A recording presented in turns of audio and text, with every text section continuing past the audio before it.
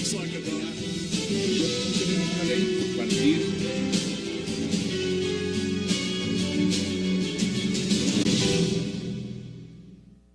Bienvenidos a 360 grados, una visión global de la noticia, un espacio para debatir sobre todo lo que sucede en Colombia y en el mundo. Y esta noche hablaremos, por supuesto, del tema del anuncio del vicepresidente de la República, Angelino Garzón, de estar estudiando su renuncia al cargo debido a sus problemas de salud y a los de su esposa. El vicepresidente salió hoy a los medios a decir que no descarta decir adiós al gobierno de Juan Manuel Santos. Sin embargo, fue claro al decir que si el presidente Juan Manuel Santos o el presidente del Senado, Roy Barreras, le piden la renuncia, aceptaría de inmediato. Sin embargo, hace algunas horas, el presidente Santos lo apoyó en público y dijo que la decisión solo la tiene Angelino. ¿Debe el vicepresidente renunciar? Debatiremos aquí esta noche. Y el segundo tema será la polémica decisión del alcalde de Bogotá de crear una nueva empresa pública para la recolección de las basuras. Decisión que trae recuerdos de mal servicio y corrupción sin límites. El alcalde Gustavo Petro anunció la creación de la nueva empresa pública de recolección de basuras, con las que promete que 11.500 familias recicladoras se van a beneficiar del pago de la recolección de las mismas. ¿Funcionará esta estrategia con tintes populistas, dicen algunos? ¿Está el acueducto de Bogotá preparado para esta responsabilidad? Hoy debate aquí en 360. Y al final hablaremos de una particular campaña por la red social Twitter que busca concientizar acerca del cáncer. Y hablamos de la campaña Cancer Tweets, impulsada por la Liga contra el Cáncer de Bogotá, en asocio con la firma Leo Burnett, que creó 7 cuentas de Twitter equivalentes a 7 variantes de la enfermedad para seguir y conceptuar a miles de usuarios. ¿Qué tan atentos estamos los colombianos a los síntomas de una enfermedad que no perdona a nadie y qué precedente marca el cáncer virtual en todo el país? Lo debatiremos aquí esta noche. Y no se vayan, ya empezamos con nuestros invitados. Tenemos una ley por partir.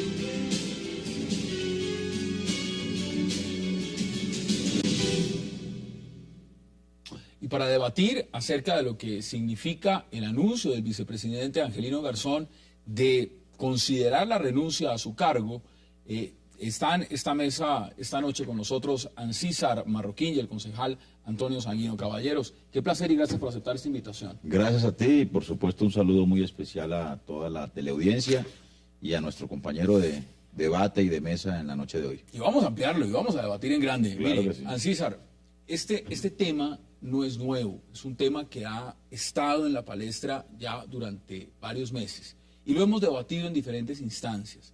Ahora, para recapitular un poco, lo que sucede es esta nueva información que revela que el vicepresidente Angelino Garzón también tiene cáncer de próstata. Él ha dicho evidentemente que considera abiertamente la posibilidad de una renuncia, pero que tenía que pedírsela, ya sea el presidente del Senado, Roy Barreras, o el presidente Juan Manuel Santos. En ninguno de los dos casos eso va a ocurrir. Ha recibido apoyo total del presidente Juan Manuel Santos y lo acaba de hacer hace unos minutos, hace contados media hora, 40 minutos. ¿Cómo viste el caso del vicepresidente? Mire, de carácter general, antes que nada, Hassan, yo creo que llega el momento en que los funcionarios públicos en Colombia tienen que entender que tienen una responsabilidad pública y que sus temas personales no deben trascender la esfera de lo público. En ese sentido, mire, yo pienso que para todos ya es muy conocido las dificultades de salud del vicepresidente. Y él es un hombre que ha tenido una trayectoria muy grande y sobre todo como representante de los actores sociales y ha estado en los últimos gobiernos. Yo pienso que ha estado durante los últimos 3 gobiernos en el Ejecutivo.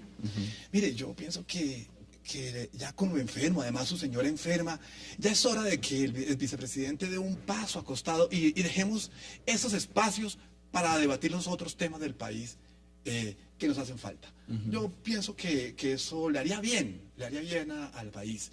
Pues que ¿Usted lo ve también en el marco de lo que significa la misma vicepresidencia como tal? La figura. No obstante que la figura ha estado bastante cuestionada en los últimos tiempos, ha sido bastante... Han tratado hasta de acabarla. Ha tratado de acabarla.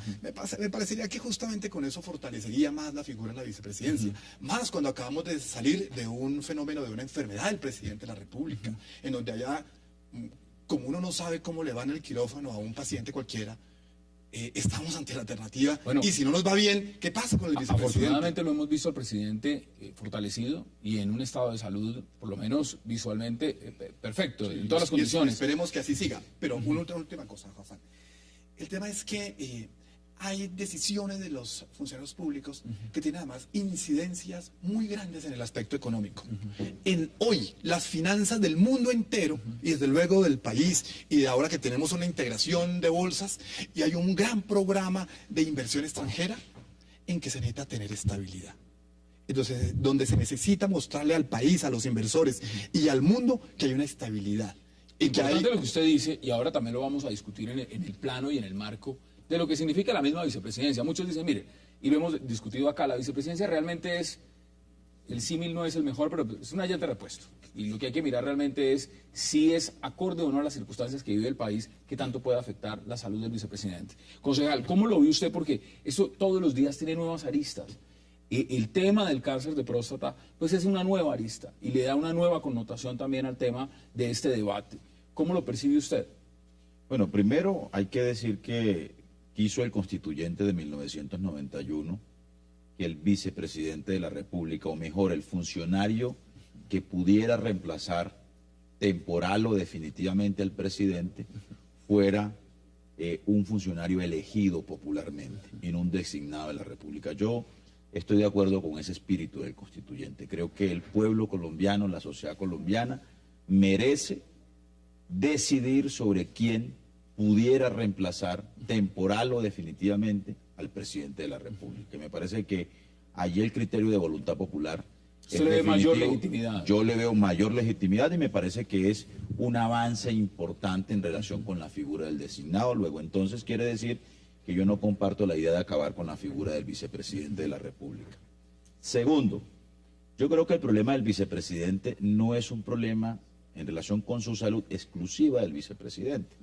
Hemos visto que hay funcionarios del primer nivel de la administración pública en el país, el alcalde de Cartagena, el propio alcalde de Bogotá, el propio presidente de la República, que han tenido quebrantos de salud y que han pasado por circunstancias especialmente difíciles.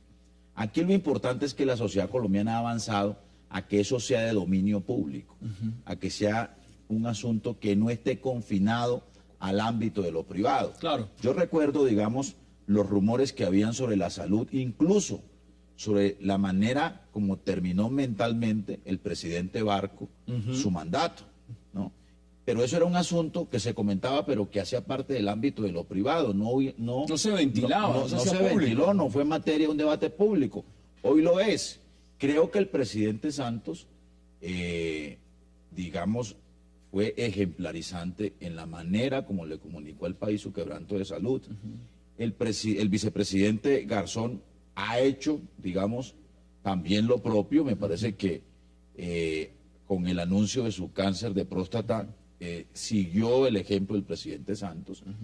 Y por fortuna, el país no ha tenido que discutir, ¿sí?, si había que sustituir al presidente de la República porque tuviera quebrantos de salud tan graves como los que tuvo el vicepresidente en su momento. No, Pero quiero terminar con esto, Hassan. Yo creo que hay una decisión que es muy del fuero personal del vicepresidente Garzón.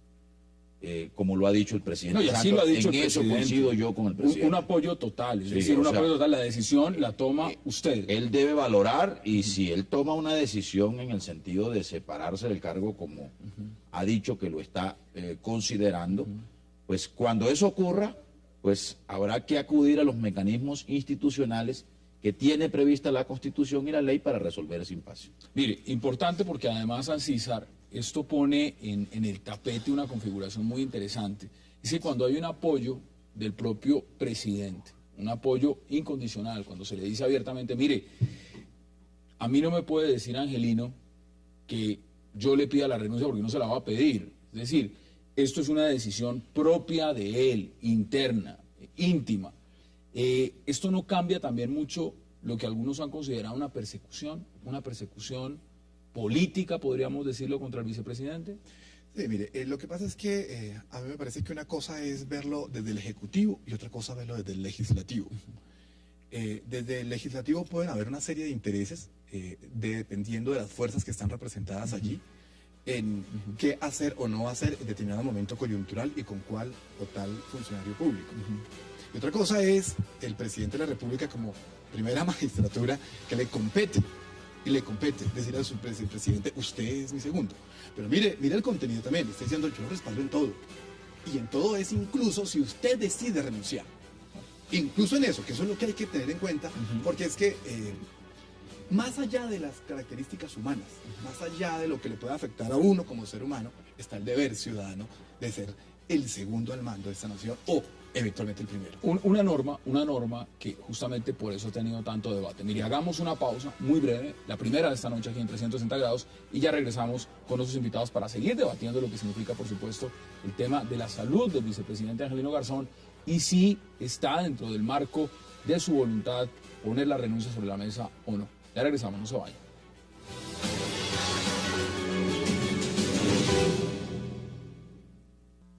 Reiterarle nuestra amistad y nuestra solidaridad. Y le dijimos, y le dije que cualquier decisión que él tome tendrá mi total y absoluto respaldo. Él es la persona que puede y tiene los suficientes elementos de juicio para decidir qué tipo de decisión debe tomar. Y por eso respetamos eso y cualquier decisión que tome va a contar con mi total y absoluto respaldo. Escuchamos al presidente Juan Manuel Santos, regresamos a 360 grados y es un placer darle la bienvenida también a Jaime Arrula, ex magistrado, ex presidente de la Corte Suprema de Justicia. Gracias por acompañarnos. Un placer estar aquí con ustedes. Usted conoce muy bien este tema y la figura del vicepresidente. En esta coyuntura, ¿alguna vez se llegó a imaginar, a poner el supuesto de que de pronto esto podría ocurrir con la figura del vicepresidente? Esto puede ocurrir con cualquier funcionario particular, público, pero yo tengo una lente un poco diferente. La figura del vicepresidente en Colombia es bien curiosa, porque no tiene cargo, no tiene funciones, no tiene sueldo, no tiene competencia. Lo único que tiene que hacer el vicepresidente, según nuestra Constitución, es esperar.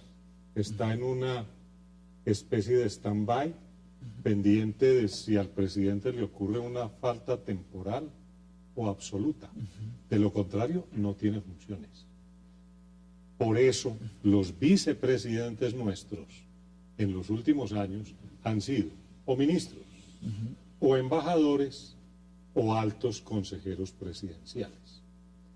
El vicepresidente actual, doctor Angelino, el cargo que tiene no es de vicepresidente, porque según la Constitución eso no tiene competencia. Claro. El cargo que él tiene es de alto consejero presidencial, porque el señor presidente de la República, también con fundamento en la Constitución, le permite que le asigne funciones o competencias o que lo designe en cualquier cargo de la administración pública. Luego, la función de él es ser alto consejero presidencial y es de libre nombramiento y remoción del señor presidente de la República. O sea que si él está enfermo, él tiene que declararse sin incapacidad para el cargo que actualmente está desempeñando. Pero no para un cargo que no va a ocupar en el momento. Es que ese cargo, según la Constitución colombiana, solamente se le ve operar cuando falta el presidente. El argumento de quienes están en este momento diciendo, el problema es justamente ese.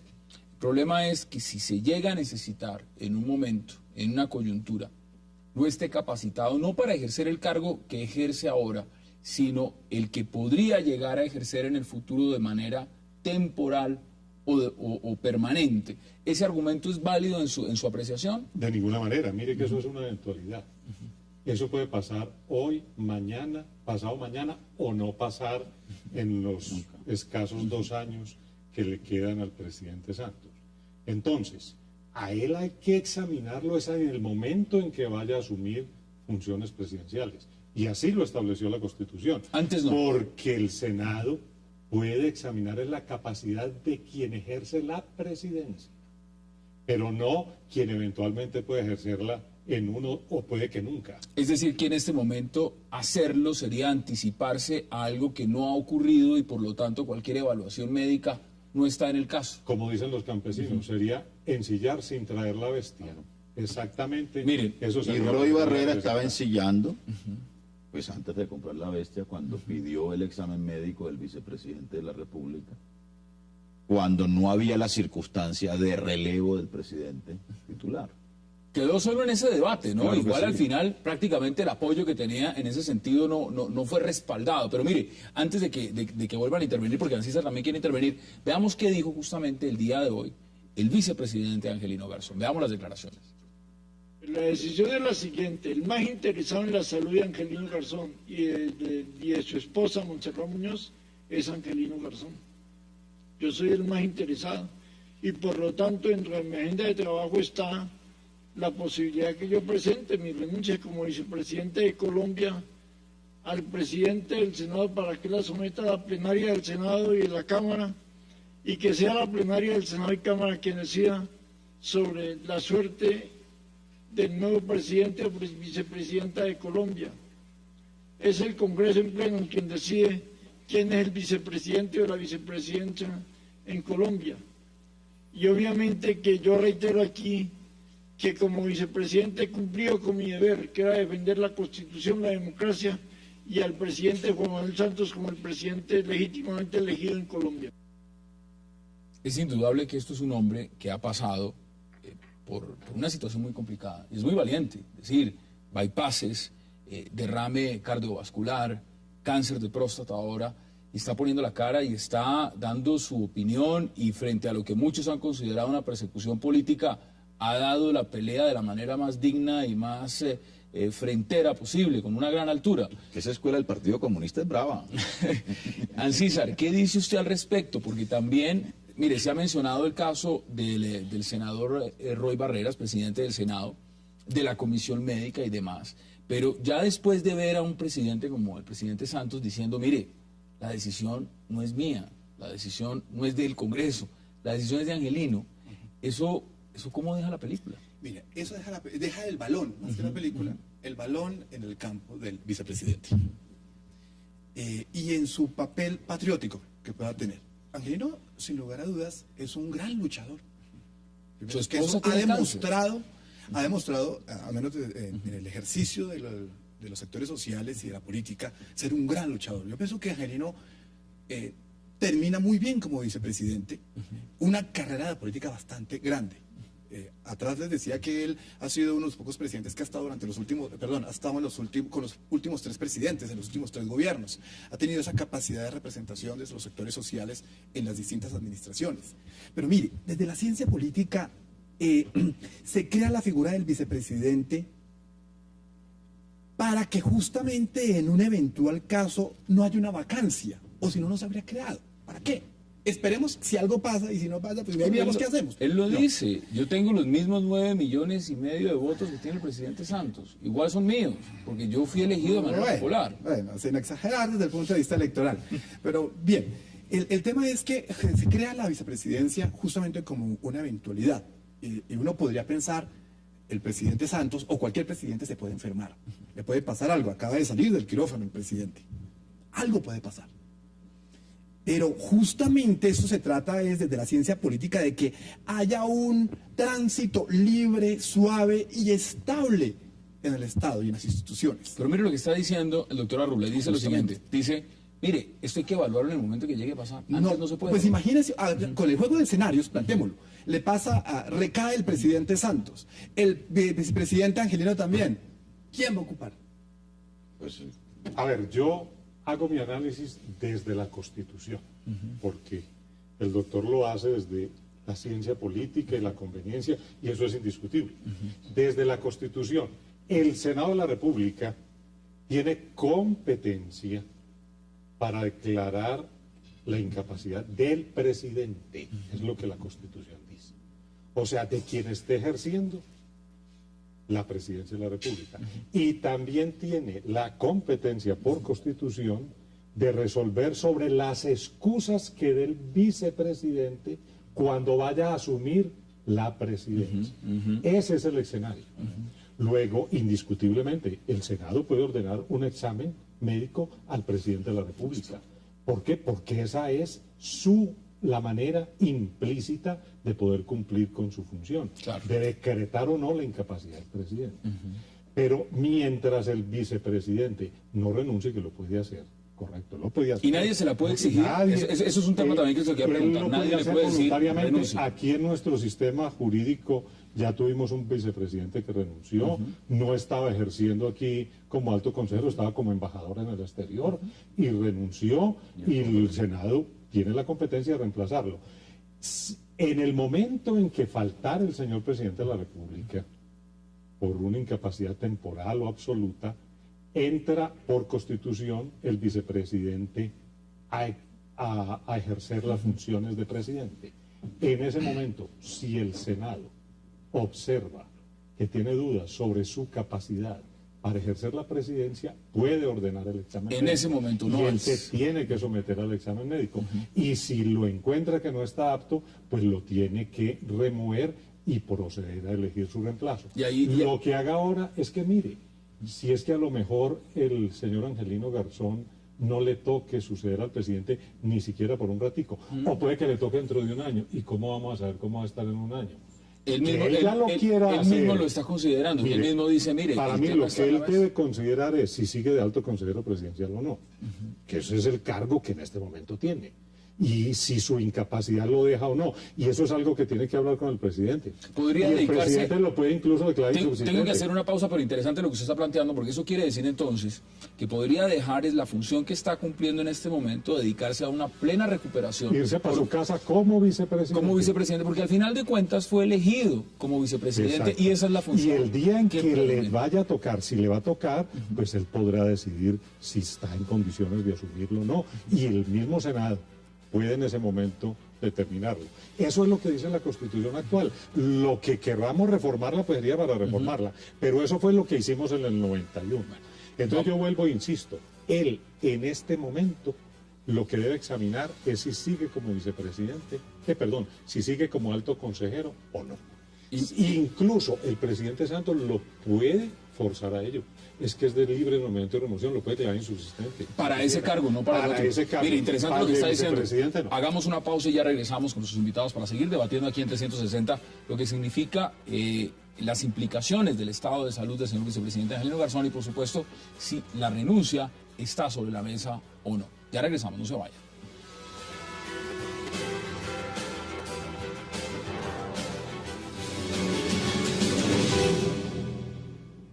Aunque yo no soy militante del partido de la U, soy el primero en reconocer que la fórmula presidencial Juan Manuel Santos, presidente, Angelino, vicepresidente, fue presentada por el partido de la U.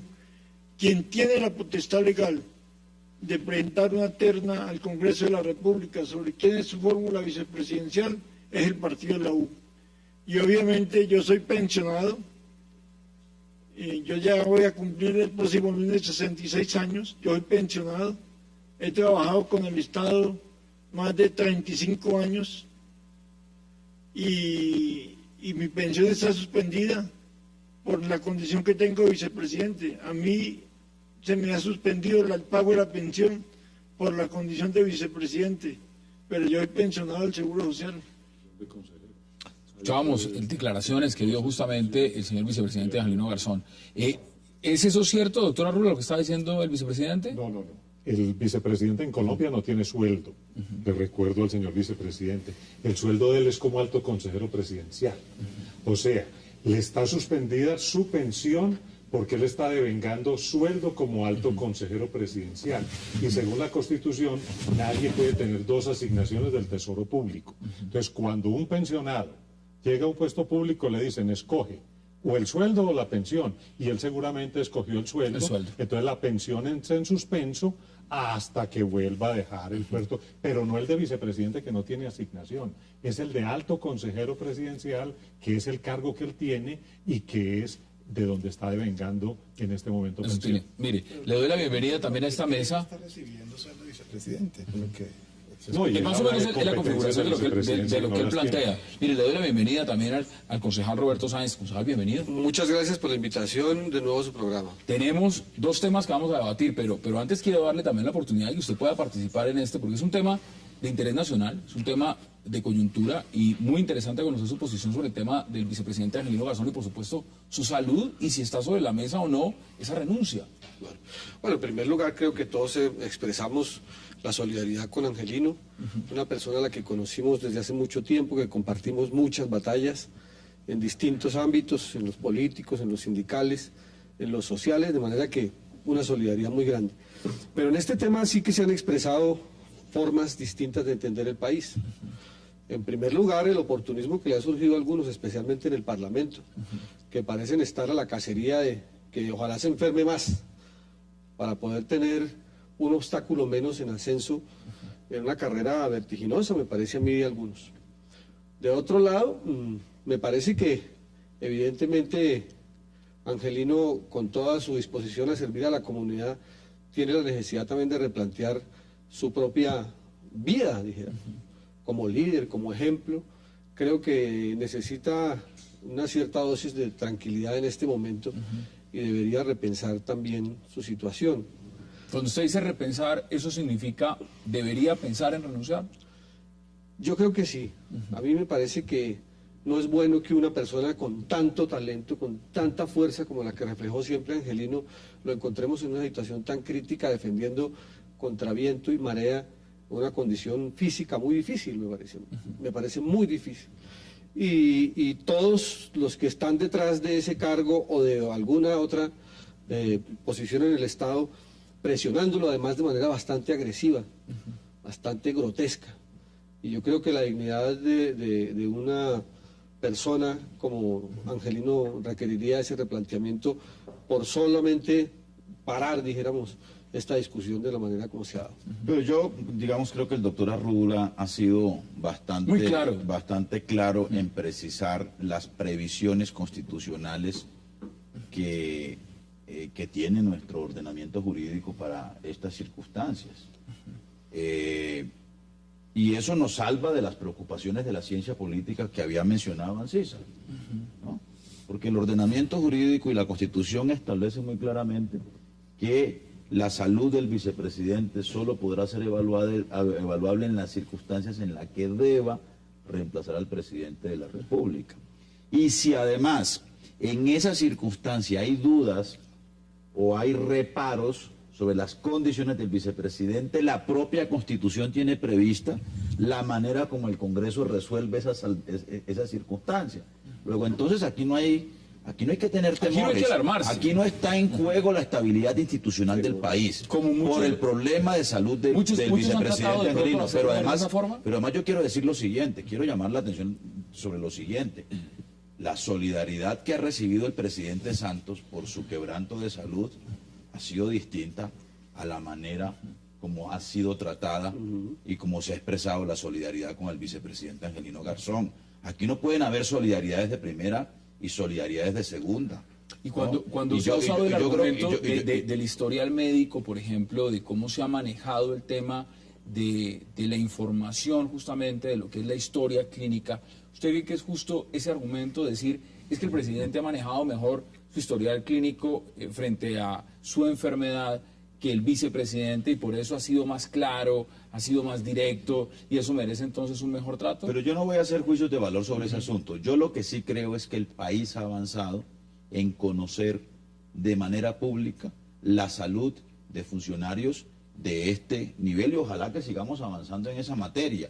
Colombia y la actitud que ha habido en Colombia en relación con ese asunto contrasta con lo que ha pasado en Venezuela, o con lo que ha pasado en Cuba, o con lo que ha pasado en otros, y con lo que pasaba en el pasado también en Colombia. Nos ha mencionado un caso. Entonces mencionaba el caso del expresidente Barco, por ejemplo. De tal suerte que aquí estamos avanzando, creo que cada vez es más claro que esto debe ser de dominio público, pero yo sí coincido con Roberto en el sentido de que el país debe expresarle toda la solidaridad al vicepresidente de la República y acompañarlo en esa batalla por su salud, que es una batalla también meritoria, Miren, quizás de las más importantes que ha dado Angelino en su vida. Nos quedan de este tema unos 4 minutos. Y quiero dar la oportunidad a cada uno de que puedan aprovecharlo en unos 40 segundos, un minuto máximo, para dar sus conclusiones y sus últimos pensamientos sobre este tema. Mi conclusión es la siguiente. Hay que respaldar al señor vicepresidente. Es una decisión que él debe tomar. Constitucionalmente, ya vimos, no hay por qué ni exigirle un examen, ni por qué sacarlo de un cargo que él todavía no está ejerciendo. Él es una eventualidad de que llegue a ser presidente. En ese momento habrá que evaluarlo. Ahora, el cargo que tiene de alto consejero, él verá si pide una licencia, él verá si renuncia a ese cargo, pero no tiene que renunciar de vicepresidente. Él verá qué va a hacer para poder recuperar su salud. Yo creo que no hay por qué crear un hecho político, que es lo que está creando, para que él tenga que renunciar, porque ni la Constitución lo obliga, ni tiene la necesidad. Que es que si le pasa algo al presidente, ya se resolverá en su momento. En su momento, ya se lo ha a lo mejor dicho. no le pase nada, ojalá que no le pase nada. Es más, todo parece indicar que salió muy bien de su cosa. Hoy lo vimos, y afortunadamente Nos debe muy bien. interesar es la salud del vicepresidente y darle tranquilidad, porque esas saludes se recuperan con una primera premisa: que el paciente esté tranquilo. Y aquí lo tenemos alborotado, lo tenemos en ruedas de prensa y dando declaraciones. Exactamente. Conclusiones en 40 segundos, don César.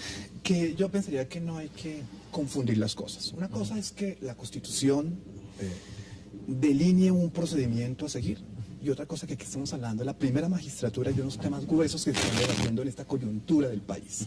Estamos ante un proceso de paz de una magnitud histórica. Estamos ante unos movimientos de locomotoras impresionantes. Estamos ante una estabilidad y algún crecimiento económico del país y alguna estabilidad democrática. Estamos hablando de eso. Mire, el hecho de que, como decía el doctor Roberto, en el Congreso se hayan movido tantas fuerzas, es porque ellos ven la eventualidad y ven pasos de Aníbal Grande que vienen encima de este proceso. Y tienen buen olfato, por eso están ahí. ¿Tienen buen olfato? Tienen buen olfato. O también es el sentido mismo de la misma oposición en algunos temas que hizo el vicepresidente al presidente. Simplemente, mire, tienen la opción de elegir un vicepresidente, así de claro, y es eso, y quieren aprovecharlo y quieren mirarlo. Pero mejor aún, ¿sabe qué? Yo pienso, si uno examina la carrera política y social de Angelino, que él, consciente de su enfermedad, consciente de la necesidad de ocuparse de su esposa y por su propia salud, él va a dar paso a costado.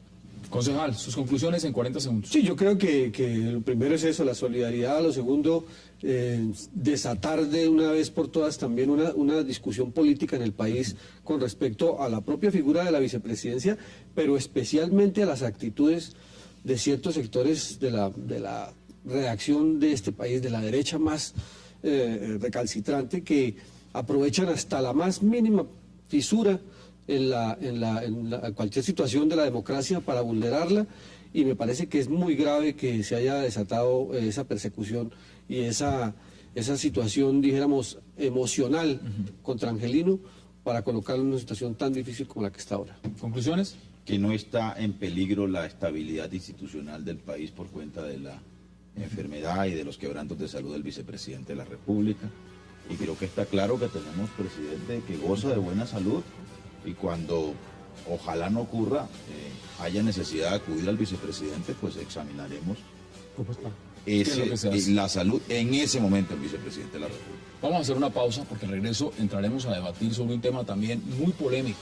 Es el tema de las basuras en Bogotá, las decisiones que ha tomado, por supuesto, el alcalde Gustavo Petro y sus contradictores, que no dejan de criticar las nuevas propuestas. No se vayan, ya regresamos en 360 para debatir y analizar ese tema.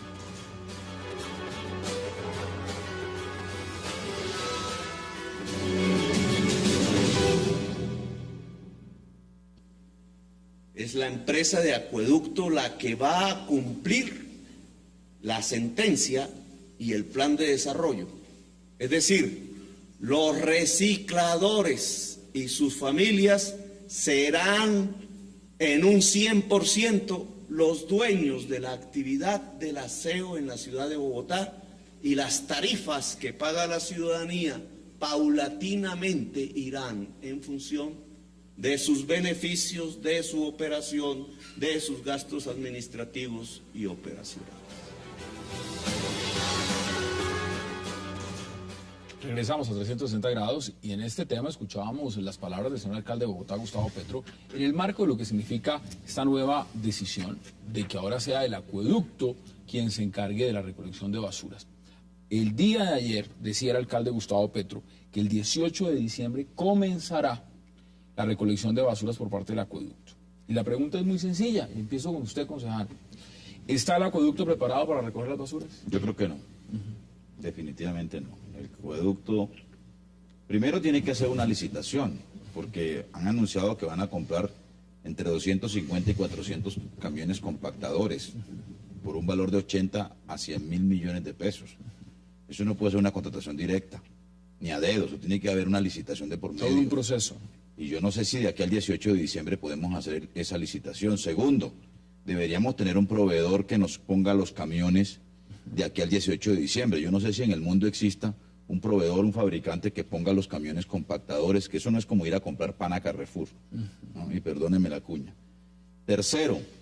¿Y ahora es chileno? Tercero, sí, ahora es chileno. Tercero, el alcalde está diciendo cosas que no son exactas. Por ejemplo, que es que entregarle la operación de aseo de la ciudad a los recicladores es cumplir con la sentencia de la Corte. Eso no es cierto.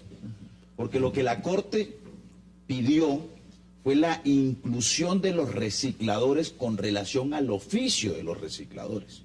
Y el oficio de los recicladores no es recolectar las 6.200 toneladas diarias que produce de residuos la ciudad, ¿no?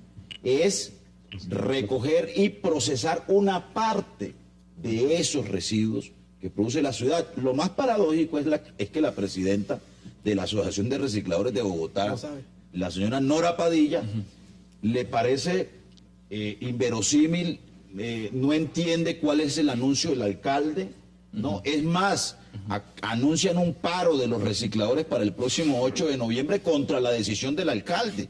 Entonces, yo creo que aquí estamos en un desafortunado giro de 360 grados a propósito del nombre del programa. Está como el programa. 360. Irresponsable, improvisado y a todas luces por fuera de la ley. Bueno, vamos a verlo en coyuntura. Doctora Rubio, ¿usted cómo lo ve? A ver, yo miro esto partiendo de una reflexión. El Estado como empresario, bien sea la nación, el departamento, el distrito, ha habido un paradigma de que el Estado es mal empresario, de que sus empresas no funcionan bien. ¿Por qué? Porque tiene demasiadas camisas de fuerza. El estatuto de contratación, por ejemplo. Eso lo pone en circunstancias difíciles, lentas, y por eso a la postre las empresas estatales empiezan a no ser eficientes en comparación con otras empresas. ¿Eso es cierto o no es cierto? Esa ha sido una gran discusión y depende de muchos modelos económicos y hasta políticos. Yo creo que eso no es del todo cierto. Si usted se va a ver hacia otras ciudades como Medellín, usted ve un empresario muy eficiente. Empresas públicas de Medellín, empresas varias de líder, Medellín, además. recogiendo basuras incluso, y son supremamente eficientes. Yo no creo que eso nos tengamos que amarrar de un paradigma. Yo creo que hay que buscar en las circunstancias propias del Distrito Capital.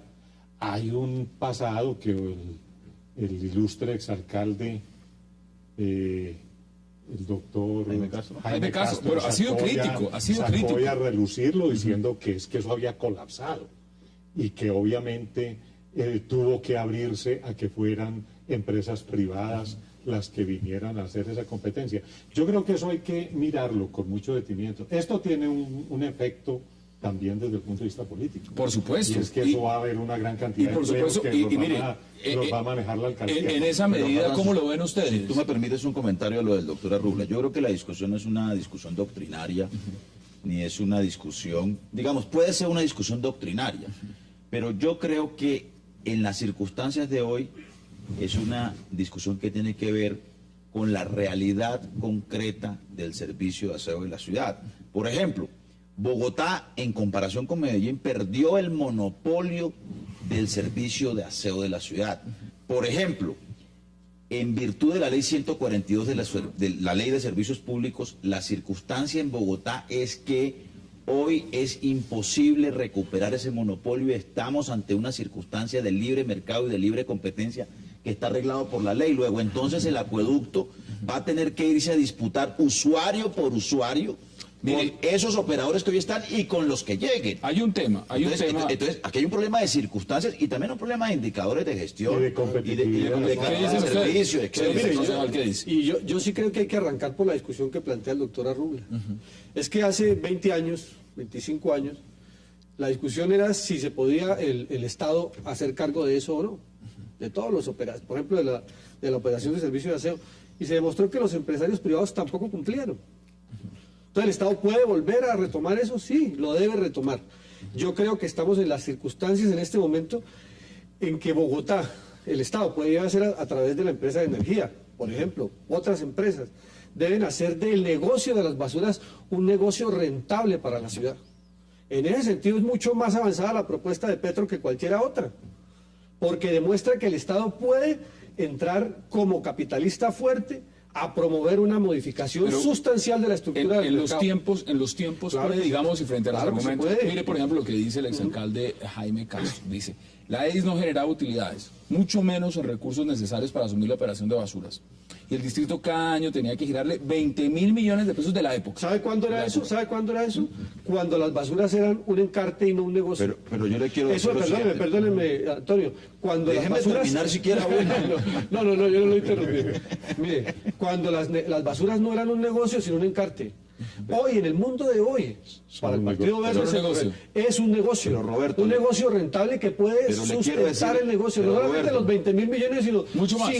¿Sabe cuánto estamos perdiendo mensualmente? 200 millones de dólares mensuales. Pero, Roberto, estamos enterrando en el relleno. Pero le quiero recordar lo siguiente. Tenemos que cambiar. No, pero Roberto, mira, para ser, digamos, serios en la discusión. No, serio. Serios en la discusión. Yo estoy serio. Bogotá mejoró su servicio de aseo con el modelo de concesión con relación al anterior modelo estatista de la EDIS. Claro que sí. Para que no diga que es lo mismo y que fracasó el modelo. Discúlpeme, pero perdóneme. No han cumplido, no. La ciudad está desbaratada, ahora le vamos a echar la culpa a Petro. No, nadie le está echando la culpa a Petro del desbarate de la ciudad. Él está contribuyendo un poquito, pero lo que le quiero decir es lo siguiente, mire, lo que le quiero decir es lo siguiente. Resulta que el modelo concesionado de aseo, ¿no? A mí me parece que resultó una mejora sustancial con respecto al modelo de la EDIS. Perdón. Segundo, estoy diciendo que Bogotá hoy está enfrentado a un modelo de libre competencia, lo que hace que la empresa de acueducto, que va a hacer una inversión de 100.000 millones de pesos y que anuncia contratar 5.000 operarios, va a tener que competir con empresas que, por ejemplo, un operario vale la tercera parte de lo que le vale un operario y un obrero a la empresa de acueducto de Bogotá. Y finalmente, quiero decirle lo siguiente, lo que todavía no está claro en el anuncio del alcalde Petro es cuál es el modelo que finalmente va a tener la ciudad, porque nos dicen que van a entregarle la operación total del servicio de aseo a la empresa de acueducto. A renglón seguido nos dicen que va a ser por un año porque luego se le van a entregar a los recicladores. Pero al mismo tiempo anuncian una inversión de 100.000 millones de pesos y la contratación de 5.000 operarios por un año, me pregunto yo. ¿Eso es responsable fiscalmente? Veámoslo en coyuntura. ¿Qué dice usted? No tiene nada confuso. En mi opinión, Total. habrían 3 puntos para considerar. Uno, que me parece que simplemente es un problema de comunicación pública del alcalde, de no mostrar que él sabe efectivamente lo que quiere hacer ni cómo lo va a hacer. Entonces eso deja la pregunta de la inquietud, ¿será que sí sabe, ya lo tiene claro? Entonces, como no sabemos, como no se presenta, cuál es su proyecto completo, cuál es su modelito, cómo lo va a hacer, pues obviamente da a que todos nos preguntemos para dónde va. Segundo, el tema de nuestra última experiencia en Bogotá, que fue con EDIS, parte de su gran problema es que estaba en manos de los concejales. Y eran los concejales los que nombraban las personas en la EDIS para que no trabajaran. Para que no trabajaran. No hay modelo. Ese es en verdad el problema. Correcto. Segundo, lo que podemos tener es que el modelo privado efectivamente dio resultado. Y algo que se podría corregir ahora, en tercer lugar, si es que ese es el propósito, es que parece ser que tenemos efectivamente un servicio muy caro. Bueno, seguramente se pueda, mediante una nueva fórmula, para eso el Estado tiene la posibilidad de hacer la licitación, en teoría. Pues durante estos 9 años, la alcaldía de Lucho Garzón, la alcaldía de Samuel Moreno, lo que va, han tenido la posibilidad de hacer las licitaciones con quien quieran. Obviamente, pasaba con la EDIS, que había mucha corrupción, y ahora se vieron que se arreglan las licitaciones en los restaurantes. Ok, entonces ¿el tema cuál es hoy? El tema es cómo lo hace el acueducto. ¿Va a subcontratar a los privados, por ejemplo? Pero mire, es que usted está poniendo una pregunta muy interesante y quiero volver a lo que decía el doctor Arrubla. Tengo que hacer una pausa, porque lo que usted ha mencionado también pone sobre el tapete es realmente si la función que ha estado cumpliendo la empresa de acueducto de alcantarillado, que muchos la catalogan como efectiva, peligra en donde empiece a trabajar en el tema de la basura. Ya lo vamos a debatir, hagamos una pausa en 360 y ya regresamos con nuestros invitados.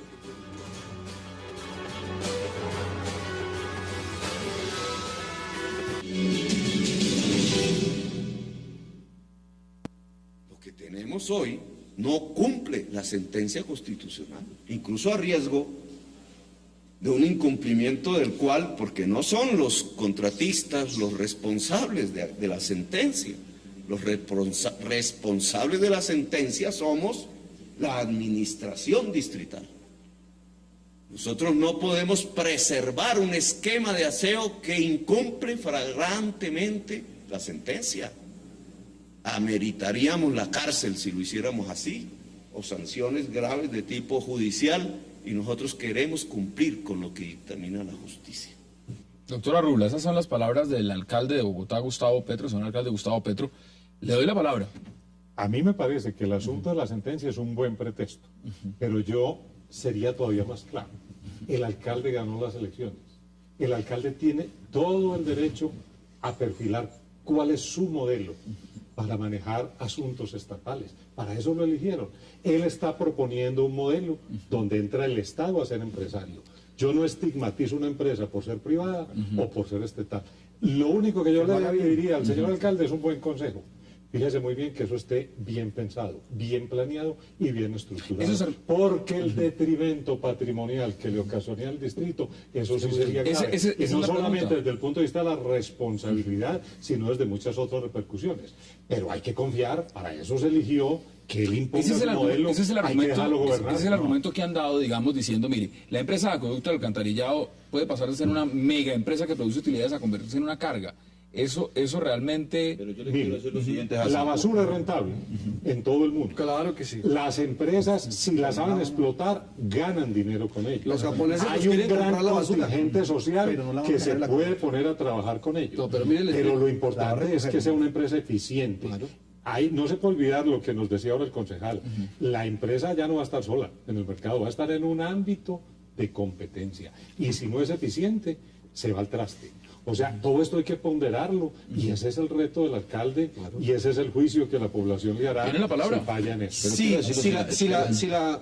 Si la empresa es capaz de resolver, en primer lugar tiene que resolver el acueducto ahora, por eso me parece muy bien pensado. En otras ciudades le han dado eso a la energía, porque los residuos los convierten en energía. Tanto la biomasa, que es todo lo biodegradable, que es el 70% de la producción de la basura en Bogotá, se convierte en energía. El plástico, el vidrio y el papel lo convierten en energía o lo reciclan. De manera que una empresa como la de energía podría perfectamente hacerlo. Pero ¿por qué en Bogotá lo tiene que hacer la empresa de acueducto? Porque es la principal damnificada de del manejo de los residuos sólidos en la ciudad. Se taponan las alcantarillas, las quebradas se están perdiendo, los escombros están taponando los humedales. Por eso es muy importante que el doliente principal, que es que se gasta más plata en eso que en recuperar otras áreas, sea la empresa de acueducto y alcantarillado de Bogotá. Es por eso tan importante que sea la empresa de acueducto. Y permítame, le explico a la audiencia otra cosa. Es muy importante que la empresa sea la que se dote de la infraestructura para eso, en perspectiva, ojalá, de que en un año sea capaz de hacer la competencia. Y que sea no solamente la competencia para las grandes empresas, en este caso de recolección de basura, sino de transformación de la basura en energía. Pero yo le quiero decir lo siguiente al doctor Sáenz, y quiero, digamos, reaccionar a lo que ha dicho el doctor Arrubla. Claro, el alcalde ganó las elecciones, pero también la ganó el Consejo. ¿Sí? En democracia, como dice Sartori, ¿no? El poder se distribuye y es un juego de suma cero en el que equilibrio. Todos ganan un poquito. ¿Sí? El alcalde ganó un poquito más, el 32%. ¿Sí? Pero hay otro 58% que está por fuera de quienes lo respaldaron en las urnas, y hay un consejo que tiene facultades constitucionales. Mire, pero quiero decirle lo siguiente también, hay unas realidades institucionales de la ciudad. Yo creo que el alcalde tiene que bajarse del síndrome de Gonzalo Jiménez de Quesada. ¿Usted cree que tiene ese Él síndrome? cree que está refundando la ciudad, y creo que Roberto un poco se ha contagiado ese síndrome. Por lo siguiente, porque es que aquí hubo una reforma administrativa que creó una institucionalidad, creó una unidad administrativa y ejecutiva de servicios públicos que para los asuntos de aseo de la ciudad le entrega unas competencias regulatorias del servicio de aseo. El servicio de aseo, para ser público, no tiene que ser estatal, puede ser privado. Ese cuento, ese paradigma de que lo público es igual a lo estatal, está superado desde hace rato, digamos, en las realidades de la política contemporánea. Luego, entonces, aquí, a no ser que estén haciendo de hecho una reforma administrativa para liquidar de hecho la unidad administrativa y ejecutiva de servicios públicos y entregar por la puerta de atrás la facultad del servicio de aseo a la empresa de acueducto, y eso sí requiere una discusión en el Consejo y en la ciudad. Bueno, pues usted le estaría dando y el debate No, está abierto. pero entonces no puede ser una alcaldada del alcalde Petro. Eso requiere un trámite. Lo que pasa es que la jueza es muy chiquita para eso. Un trámite. En democracia eso requiere un trámite. Pero además le quiero decir lo siguiente, mire, para hablar de realidades, la empresa de acueducto de Bogotá ha dicho, el señor gerente Bravo ha dicho, que estamos frente a la amenaza de un colapso ambiental por cuenta de la ausencia de renovación de redes de alcantarillado de la ciudad. Incluso se han negado licencias de construcción para edificios que están haciendo renovación urbana, que también ha prometido el alcalde hacer en el perímetro urbano de la ciudad. No, el tema, porque no hay recursos. El tema Y entonces, es ¿cómo la empresa de complejo. acueducto de Bogotá deja de invertir, que es su objeto social, para el que fue creado por el Consejo, en la renovación de las redes de acueducto del alcantarillado de Bogotá, y se gasta 100.000 millones de pesos en camiones con compactadores? Yo sí quiero dejar como constancia aquí que estamos ante la amenaza, ante el riesgo de un detrimento patrimonial que será responsabilidad del señor gerente de la empresa. Precisamente para limpiar los ductos del acueducto, tiene que el acueducto meterse en eso y no pagar dos veces. Limpiar y fuera de eso pagar la basura. Eso lo pagan los ciudadanos. Pregunta no la también, porque aquí no podemos, hay que mirarlo en la película grande, no solamente en el tema puntual que estamos discutiendo. Y desde la propia alcaldía ha sido muy puntual el secretario privado, miembros directos de la alcaldía de Gustavo Petro, diciendo, mira, acá hay una persecución contra la gestión, y también cualquier propuesta que lanzamos al aire inmediatamente es criticada, se pone sobre la palestra y no recibe ningún mérito. ¿Ese componente juega aquí también? Bueno, yo insisto, es que no nos ha contado cuál es la propuesta, ese es el tema. Entonces admite y da juego a todo esto.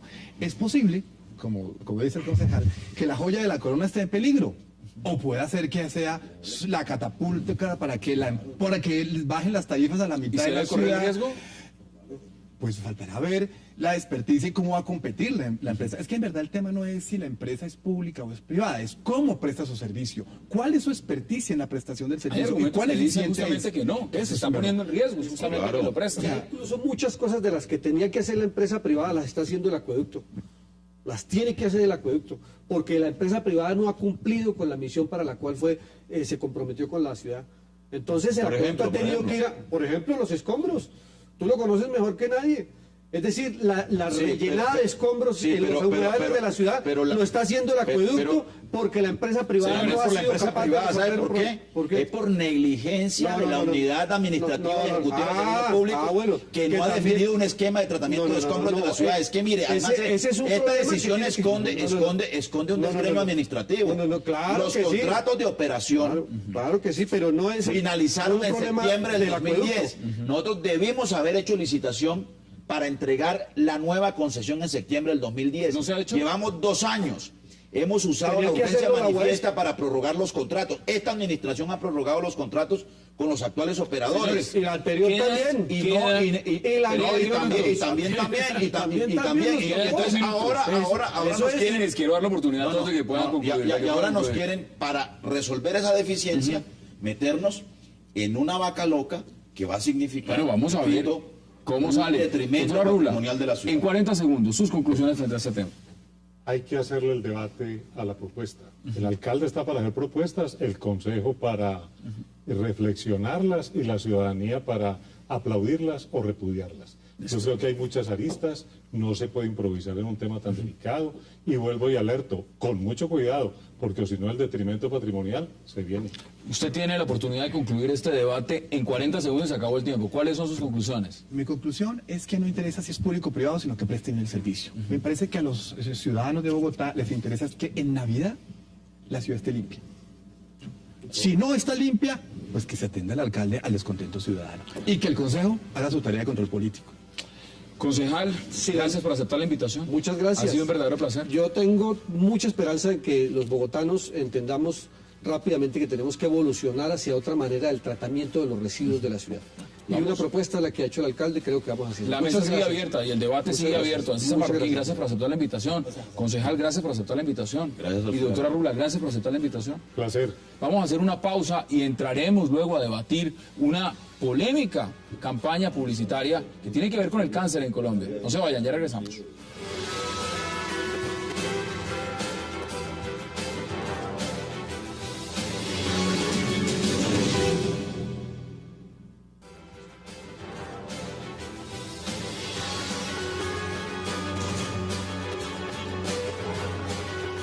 Regresamos a 360 grados y un tema muy importante a debatir porque esto realmente tiene una connotación nueva en lo que es la difusión de lo que significa el cáncer y se ha hecho de una manera muy interesante a través de las redes sociales. Para eso le doy la bienvenida a Mauricio Sarmiento y a Alexis Ospina. Caballeros, bienvenidos y gracias por aceptar la invitación. Buenas noches, muchas gracias. Buenas noches, muchas gracias. ¿Qué es el cáncer virtual? ¿Qué es realmente esto? ¿Cómo nace esta campaña? ¿De qué se trata?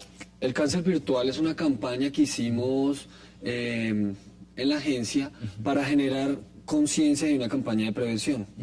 Es una campaña que básicamente lo que hacía era que el cáncer real se llevara a las redes sociales de una forma virtual y se comportaba tal cual como se comporta en la vida real, más o menos en cada una de sus etapas. Es decir, el cáncer al principio lo que hace es pegarse a las personas, unos síntomas muy suaves, muy leves, y poco a poco iba evolucionando, iba madurando, iba creciendo hasta el momento en el que ya llegaba a su etapa, digamos, en las fases terminales. Así se manejaron, digamos, este tipo de cánceres, y lo que hicieron al final muchas personas era que los ignoraban, la mayoría de las personas, como nos pasa a todos. Que lo recibían, ustedes lo enviaban, inmediatamente enviándolo también. ¿Cómo fue la reacción de la gente? Básicamente, ¿cómo funcionaba la campaña? Era generar con 7 de los cánceres más comunes que se padecen en Colombia.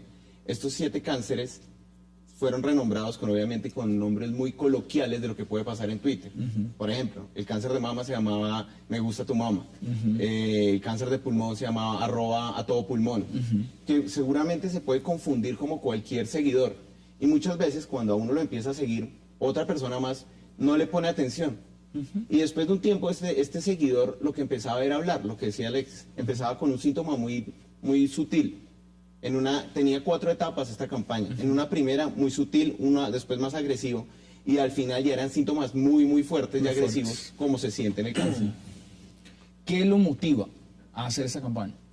¿Cuál es la razón y cuál es el motor detrás de esta campaña? Motiva a un cliente, que es la Liga contra el Cáncer, que tiene un problema, la seccional Bogotá, y con un problema claro, y es, tenemos que hacer una campaña para la prevención del cáncer.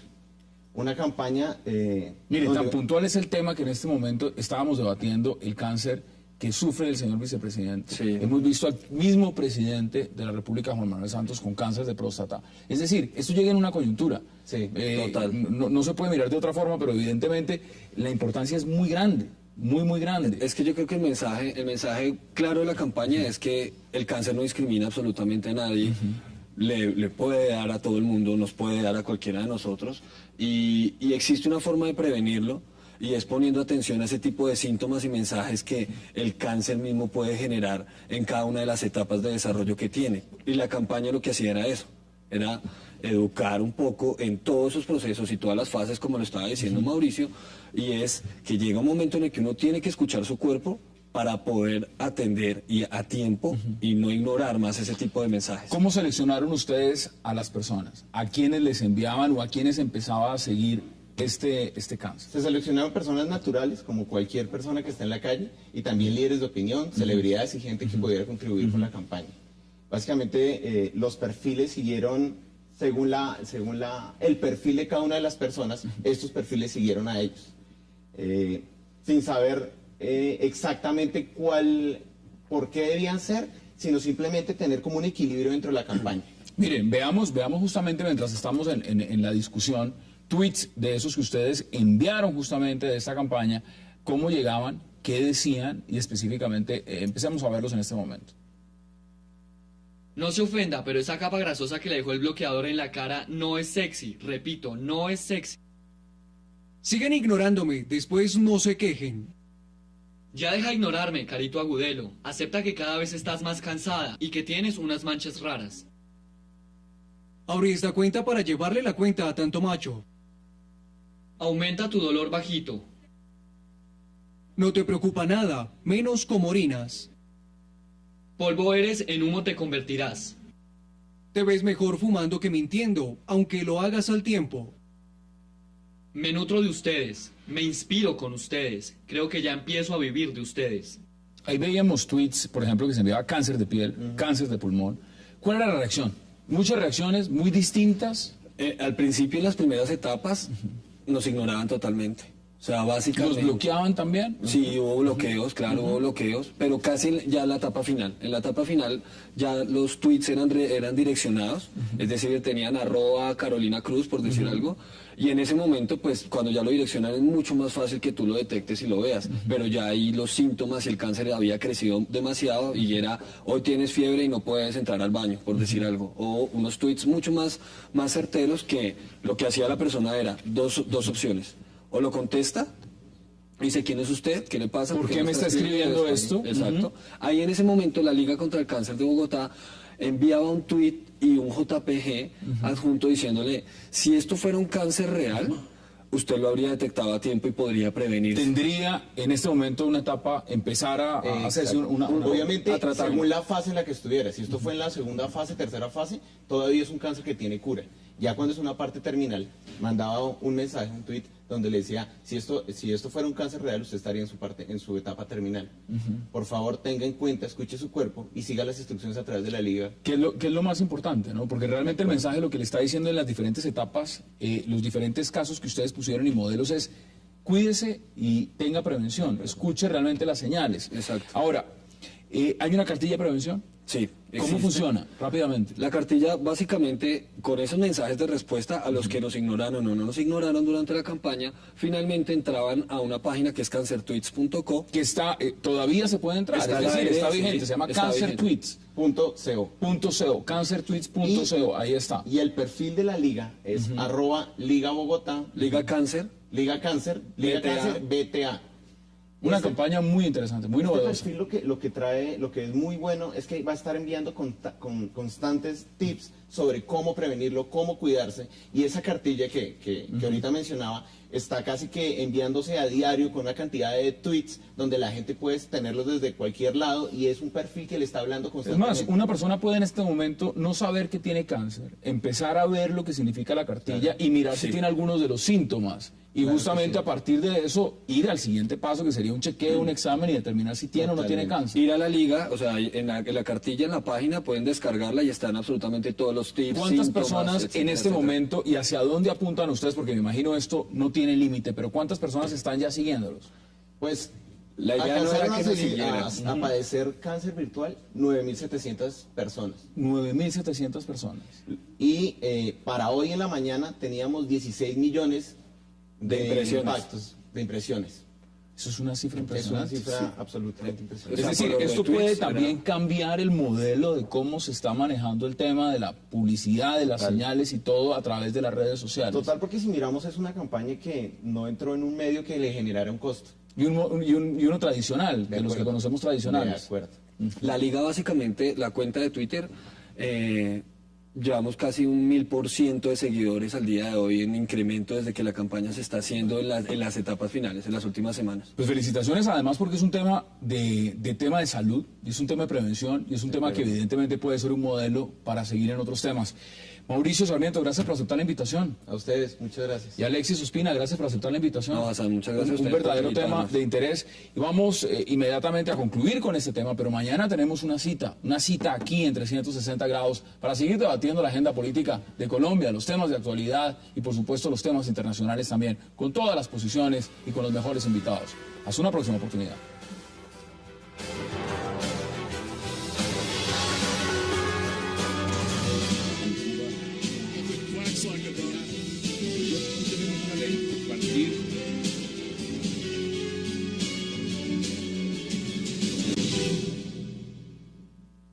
A los síntomas de una enfermedad que no perdona a nadie y qué precedente marca el cáncer virtual en todo el país.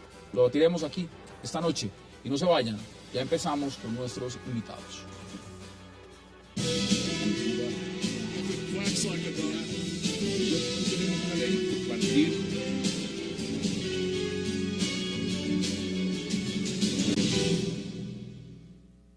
Y para debatir acerca de lo que significa el anuncio del vicepresidente Angelino Garzón de considerar la renuncia a su cargo, están esta mesa esta noche con nosotros Ancísar Marroquín y el concejal Antonio Sanguino. Caballeros, qué placer y gracias por aceptar esta invitación. Gracias a ti y por supuesto un saludo muy especial a toda la teleaudiencia y a nuestro compañero de debate y de mesa en la noche de hoy. Y vamos a ampliarlo y vamos a debatir en grande. Claro Mire, que sí. Ancísar, este tema no es nuevo, es un tema que ha estado en la palestra ya durante varios meses y lo hemos debatido en diferentes instancias. Ahora, para recapitular un poco, lo que sucede es esta nueva información que revela que el vicepresidente Angelino Garzón también tiene cáncer de próstata. Él ha dicho evidentemente que considera abiertamente la posibilidad de una renuncia, pero que tenía que pedírsela, ya sea el presidente del Senado, Roy Barreras, o el presidente Juan Manuel Santos. En ninguno de los dos casos eso va a ocurrir. Ha recibido apoyo total del presidente Juan Manuel Santos y lo acaba de hacer hace unos minutos, hace contados media hora, 40 minutos. ¿Cómo viste el caso del vicepresidente?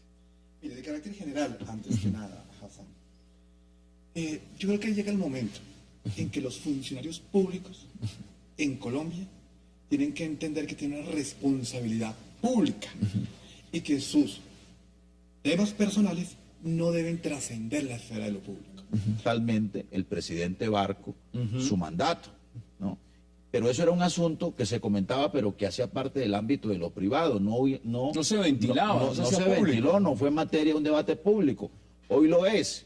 Creo que el presidente Santos, digamos, fue ejemplarizante en la manera como le comunicó al país su quebranto de salud. El vicepresidente Garzón ha hecho, digamos, también lo propio. Me parece que con el anuncio de su cáncer de próstata siguió el ejemplo del presidente Santos. Y por fortuna, el país no ha tenido que discutir, ¿sí?, si había que sustituir al presidente de la República porque tuviera quebrantos de salud tan graves como los que tuvo el vicepresidente en su momento. No, Pero quiero terminar con esto, Hassan. Yo creo que hay una decisión que es muy del fuero personal del vicepresidente Garzón. Como lo ha dicho el presidente No, y así Santos, lo ha dicho en el eso presidente. coincido yo con el presidente. Un apoyo total, es Sí, decir, o un sea, apoyo total. La decisión la toma usted. Él debe valorar, y si él toma una decisión en el sentido de separarse del cargo, como ha dicho que lo está considerando, pues cuando eso ocurra, pues habrá que acudir a los mecanismos institucionales que tiene prevista la Constitución y la ley para resolver ese impasse. Mire, importante porque además, Ancísar, esto pone en el tapete una configuración muy interesante. Es que cuando hay un apoyo del propio presidente, un apoyo incondicional, cuando se le dice abiertamente, mire, a mí no me puede decir Angelino que yo le pida la renuncia porque no se la va a pedir. Es decir, esto es una decisión propia de él, interna, íntima. Esto no cambia también mucho. Tenemos una ley por partir.